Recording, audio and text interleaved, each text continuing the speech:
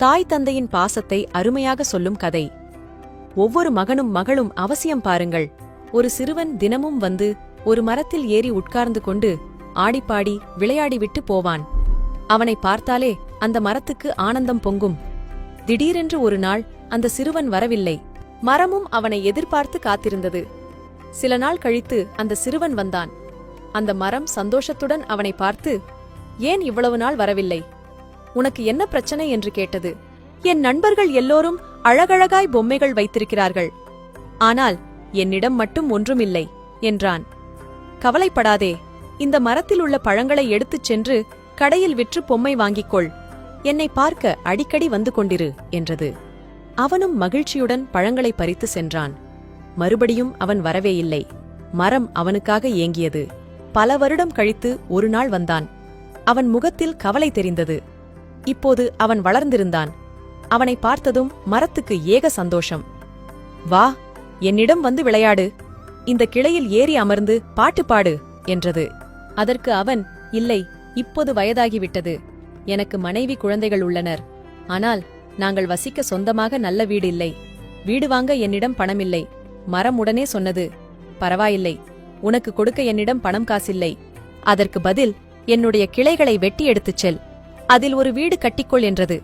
அவனும் கோடாரியால் கிளைகளை வெட்டத் தொடங்கினான். "இப்படி ஒரேயடியாக என்னை பார்க்காமல் இருக்காதே. முடிந்தவரை வருடம் ஒரு முறையாவது வந்து பார்த்து செல்" என்றது. வேண்டிய கிளைகளை வெட்டி எடுத்துச் சென்றான். அதற்கு பின் பல வருடங்கள் வரவில்லை. அவன் வருவான் வருவான் என்று மரமும் நித்தமும் காத்திருந்தது. பல வருடங்கள் கழித்து பார்க்க வந்தான். மரம் அவனை பார்த்து ஆனந்த கூத்தாடியது. அவன் எப்போதும் போல் சோகமாக இருந்தான். "ஏன் இப்படி இருக்கிறாய்?" என்று மரம் கேட்டது. "என் மீன்பிடி படகு உளுத்துவிட்டது. படகு இல்லாததால் மீன் பிடிக்க முடியவில்லை. அதனால் வருமானமில்லை. நாங்கள் மிகவும் கஷ்டப்படுகிறோம்" என்றான். மரம் துடித்துப் போனது. "நான் இருக்கிறேன். என்னுடைய அடிமரத்தை வெட்டி எடுத்துக்கொள். இதை வைத்து நீ பெரிய படகு கட்டிக்கொள்" என்றது. அவன் அடிமரத்தை வெட்டும்போது மறக்காதே, வருடத்திற்கு ஒரு முறை என்றில்லாமல் எப்போதாவது என்னை பார்க்கவா என்றது. ஆனால் அவன் வரவே இல்லை. மரத்துக்கு நம்பிக்கை மெல்ல மெல்ல மறைய ஆரம்பித்தது.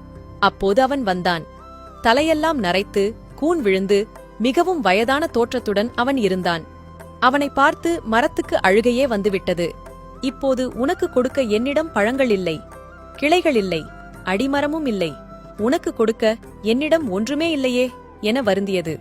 அவன் சொன்னான், "நீ பழங்கள் கொடுத்தாலும் அதை கடிக்க எனக்கு பற்கள் இல்லை. வீடு கட்டவும் படகு செய்யவும் என்னிடம் சக்தி இல்லை. எனக்கு இப்போது ஓய்வு மட்டுமே தேவைப்படுகிறது" என்றான். "அப்படியா? இதோ தரையில் கிடக்கும் என் வேர்களில் படுத்துக்கொள்" என்றது. அவனும் அந்த வேர்களில் தலை வைத்து படுத்துக்கொண்டான். இந்த சுகத்துக்குதான் அந்த மரம் பல வருடங்கள் ஏங்கி தவித்தது. இப்போது அந்த ஏக்கம் நிறைவேறியது. அந்த மரம் ஆனந்த கண்ணீர் விட்டது.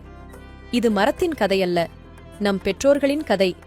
இந்த சிறுவனைப் போல் நாமும் சிறு வயதில் தாய் தந்தையோடு விளையாடுகின்றோம். வளர்ந்து பெரியவனானதும் தமக்கென்று குடும்பம், குழந்தை என்று ஒதுங்கிவிடுகின்றோம். அதன்பின் ஏதாவது தேவை அல்லது பிரச்சனை என்றால்தான் அவர்களை தேடிப் போகின்றோம். நம்மிடம் இருப்பவையெல்லாம் அவர்கள் கொடுத்தது என்பதை புரிந்து கொள்ளுங்கள். நம்மால் அவர்களுக்கு எதுவும் கொடுக்க முடியாது.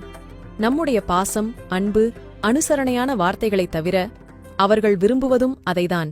உங்களுடைய பெற்றோர்களுக்கு நீங்கள் எப்படி என்பதை தெரிவியுங்கள். அனைவருக்கும் பகிருங்கள்.